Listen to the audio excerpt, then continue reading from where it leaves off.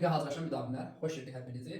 Bilirsiniz ki, bizlə hazırlaşan müdavimlər hər dərs 20 sualdan ibarət mövzu quiz işləyirlər və bu quiz vaxt nə olur? Gördüyünüz kimi vaxtımız gedir. 30 dəqiqə vaxt, 20 sual verilir və imtahana vaxta uyğun hazırlaşırlar ki, yəni həmin sürətli işləmə bacarıqları formalaşır.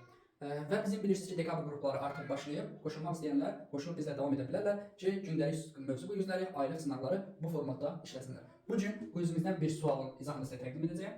Deyir, A çayı Kür hövzəsinə aid olsa da, Kür çayına birbaşa tökülmür. Cənub istiqamətində axır və qidalanmasında yeraltı sular üstünlüyü təşkil edir.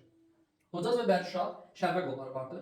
Təbii ki, Kür çayı hövzəsinə aiddir, Kür çayına birbaşa tökülmür, yəni onun qollarına tökülə bilər. Cənub istiqamətində axan və yeraltı sularla qidalanan əsas çaylarımızdan biri Həkəri çayıdır. Hocaz, Bərküşad və şərqə qollarını deməklə biz əmin oluruq ki, burada söhbət Həkəri çayından gedir. Həkəri çayının aşağıdakı çaylarla oxşar xüsusiyyətlərini seçin. Gəlin baxaq, Qanx çayı verilir. Qidalanmasında yeraltı sular üstünlüyü təşkil edir. Bəli, Həkərinin də Qanxın da qidalanmasında yeraltı sular üstünlüyü təşkil edir.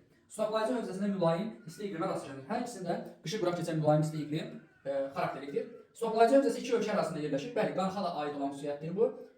Həkəriyə də aiddir, çünki Həkərinin Bərküşad qolu Ermənistandan gəlir. Qanx çayı da aid məsələdir ki, Gürcüstan, Azərbaycan. Qusar çayı hövzəsində vulkanik sulara geniş rast gəlinir. Qusar çayı da olmaz.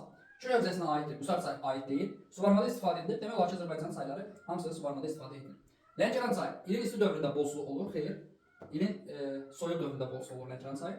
Mənbəyi Kiçik Qafqaz tektonik qalxmasında yerləşir. Həm Həkəri, həm də Lənkəran çayının mənbəyi Kiçik Qafqaz tektonik qalxma zonasındadır, düzdür. Eroziya bazisi okean səviyyəsindən aşağıda yerləşir. Lənkəran çayı üçün doğru olsa da, Həkəri çayı üçün doğru deyil. Həkəri çayının eroziya bazisi arazboy ərazilərdir. Təbii ki, orada da mütləq hündürlük okean səviyyəsindən yuxarıdır. Doğru cavabımız 1-ə 1, 2, 3, 2-yə 3, 3-ə isə 2.